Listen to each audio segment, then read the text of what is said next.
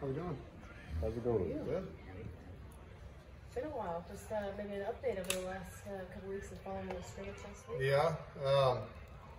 Well, it's great to be out there today. Yesterday was brutal hot. You know, it was the hottest day in 15 years. So I was actually managed the heat well. Tomorrow, big scrimmage, last one before we have, a game in 2 weeks. So excited to see the growth of the team from last Thursday to this Thursday scrimmage. But it's been a fun camp. Today was a big red zone day. Tomorrow we'll get in there and move the ball.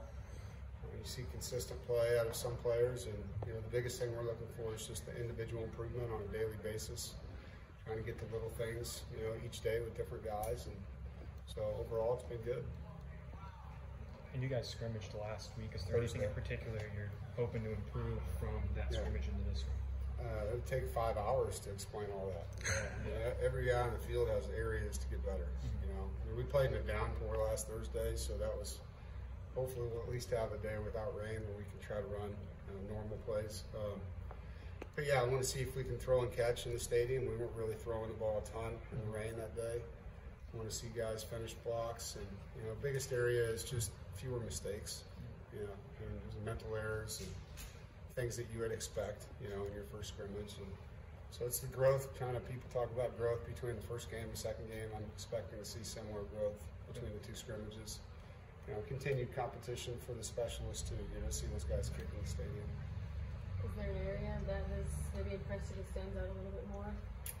Our defensive line play has. I knew the three older guys coming back, Savion, CJ, and Davin.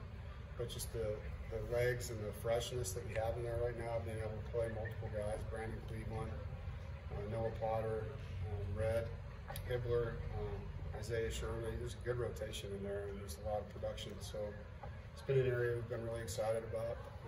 I think, linebacking core, there was a lot of eyes on that with losing two starters, and it's been fun to see Jalen Scott and Devin Betty and Caden Fordham emerge and get opportunities in there. And one of the young linebackers, Kamel Bonners, had a good camp as well. Has either Brayton or Colin solidified the kicking spot? Not yet. We'll probably have a real good feel after tomorrow. They're all doing well. How do you feel about the overall depth? It depends on the day, Right now it's pretty good, but it's a day-to-day thing. There's good competitive depth on our roster. It's good young players developing at the same time. So we still got 2 weeks. So hopefully we can kind of stay in the same place. Most of the things we're dealing with are very minor.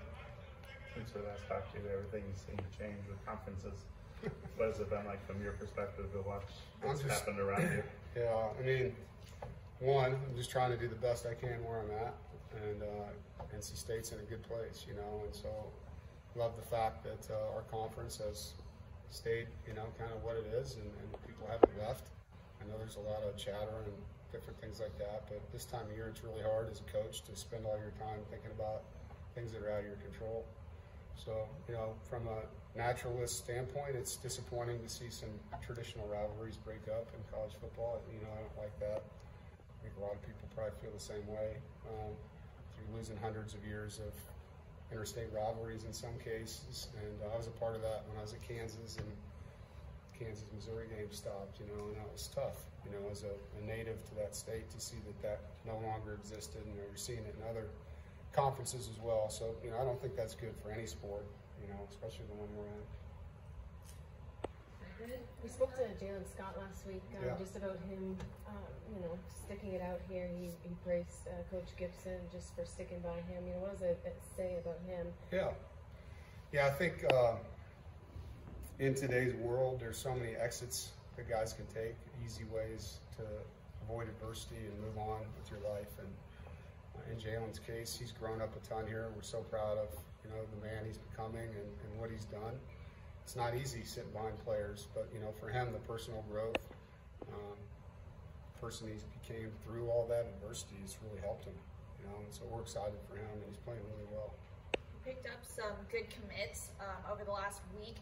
What's the significance of keeping some of these kids in state, considering NIL and the portal?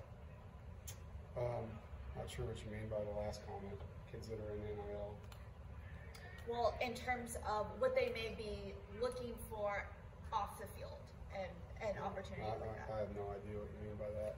We're excited about recruiting. I can't comment on the guys, but things are good. And in-state has always been, something that we try to do. We want our young men in the state of North Carolina to stay home. We want them to play for us when we feel like they're that kind of player, and it's helpful for their families. They get to be close by and be a part of the experience with them. It's helpful for the young men. They get time off. They can go home and be around their siblings if they have them, or grandparents. And so I think part of that,